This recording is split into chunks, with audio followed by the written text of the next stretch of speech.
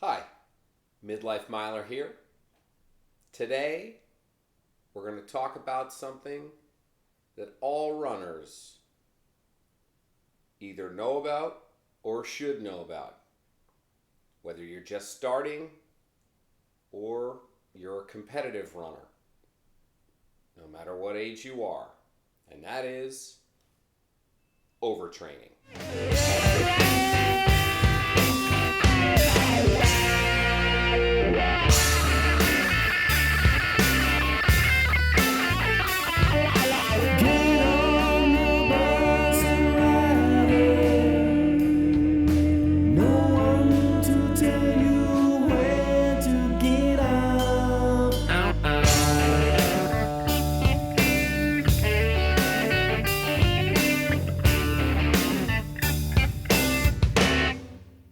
So, overtraining is incredibly important to me, and that's because thinking back, when I was a high school runner, I never trained over the summers except for before my senior year. And my senior year was the only year that I did not get injured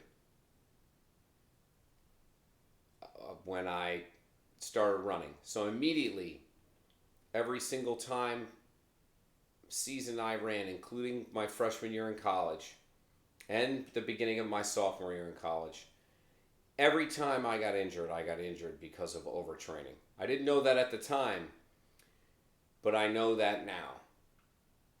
And the same can be said for all my false starts the last 30 years, which there aren't many, and they didn't last very long. But they all ended in some sort of injury, and each time, once again, they had to do with overtraining. And when I started running again, after all these years in July of 2019, immediately I started running. A few weeks, I entered a race. I did well in the race. I immediately started running track work like I was 18 years old, and I got injured. And then I got injured again. And then I got injured again. And today we have a special guest, someone who is an expert on this subject. I met him because I took a power running class, which is the beginning of my realization that you needed to strength train in order to be a successful runner, whether recreational or competitive. And the very first class, they talked about overtraining. The irony being, when they mentioned it, I was sitting there thinking, well, that's not me. Even though in retrospect, what I realized is they were speaking directly to me. And so without further ado, let's get to the interview. Hope you enjoy it. So my name is RT Hill. I am a physical therapist at the Stride Shop in New Orleans. We are I mentioned a PT clinic, but what we do is we cater and specialize in running injury, running rehabilitation, and performance training. We partnered up as myself and one other therapist. We got together about a year ago to break off to really try and catch that niche of the New Orleans running community.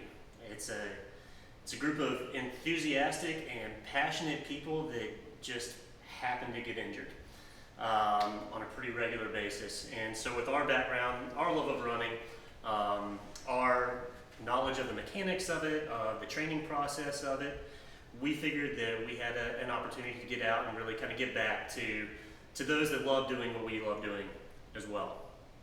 So. Okay, so both you and your partner were you recreational runners or competitive runners or? Right, so competitive soccer players, both of us, recreational competitive runners. Came a time for both of us where we realized, we're good athletes, not great athletes. And so we better start focusing in on, okay, well, how do we rehabilitate those that are really trying to push? And not just the elite athletes, but kind of everybody. We had the knowledge base of it. And so I think there came a time where between the two of us, we have somewhere around 20 plus years of physical therapy training and experience. And so a majority of that has been spent in working with athletes, working with runners. And it's just this past year that we broke off and said, okay, well, we're doing it for ourselves. Are there different ways to overtrain? Sure. Typically it's too much change, too much volume, too much speed too soon, right? So you change the volume of training that you have too quick. You all of a sudden go out and start doing a bunch of speed work that you've never done before. Worst case, you start doing both of them together too quickly, kind of thing, right? And there's a whole lot of other things that play into people's lives that I think probably get missed. You know, it's not just a physical type of issue that you're dealing with overtraining, right? It's what other psychological things are you dealing with? What other kind of social things are you dealing with? Where's your nutrition level at? So depending if any of those other things are out of whack, that overtraining can happen sooner or later in the process, right? So there's a lot that goes into that overtraining and how you're going to go about it. What role does strength play in overtraining, in being susceptible to being injured by overtraining? Yeah, so I think it's probably more of a what role does the lack of strength That's right. play in overtraining? I think a lot of people that get into running seems like, I want to be better at running. Let's just go run, right? So they get out and they just start doing that, and that's all they do, right? They don't go in and make sure that they have the right mobility to run. They don't go in and make sure that one side of the body is not way stronger than what the other side is, and so you go out and you run with a little bit of dysfunction, but it's okay. Then you start piling on those miles without fixing that small problem that's down there. And so then you're strengthening that dysfunction, and that can lead to injury.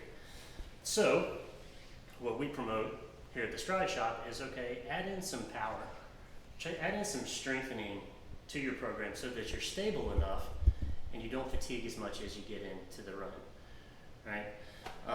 Another way to break that down is that we run in 3 different planes, right? And we think of going straight, so obviously our quads, our hamstrings, our glutes are activated, but at the same time you're taking a step, you have a muscle on the outside of your leg that's keeping your hips from going awry in this plane. Your right arm and your left leg go together, so there's this rotational component. And if you never train the body to be stable with all of those movements, then there comes a time, generally later in the race, as you get fatigued or later in your running, where something starts to break down, and then you're at risk of injuring something or just not being efficient. So then you'd say that form can also play a role in being susceptible to injury, especially when we're talking about overtraining, overdoing it. Yeah, most definitely. So you can go down a pretty deep rabbit hole in terms of form.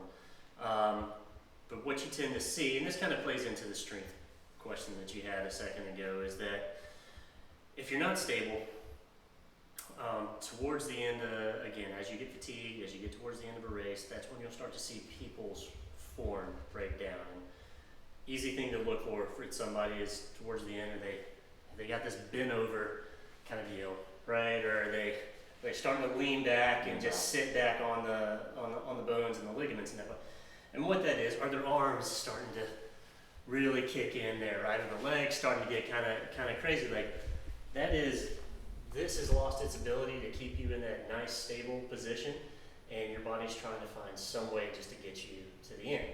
The problem with that is it puts a whole lot of force on a lot of areas that aren't supposed to have repeated force on it, right? So form plays a major issue. One of the bigger things you look into is what's your stride length at, right? Or where you're overstriding more than something like that.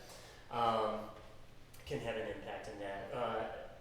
Overtraining, though, if you're getting into that position where you've overtrained, you've reached that level of chronic fatigue, but you're still just pushing it and pushing it and pushing it, and you're starting to lose that form earlier and earlier and earlier in your run, then again, you're strengthening that dysfunction, and that dysfunction eventually turns into an injury or a risk of an injury. All right. Well, that concludes part 1 of our interview with R.T. Hill of the Stride Shop. Please stay tuned for episode 2.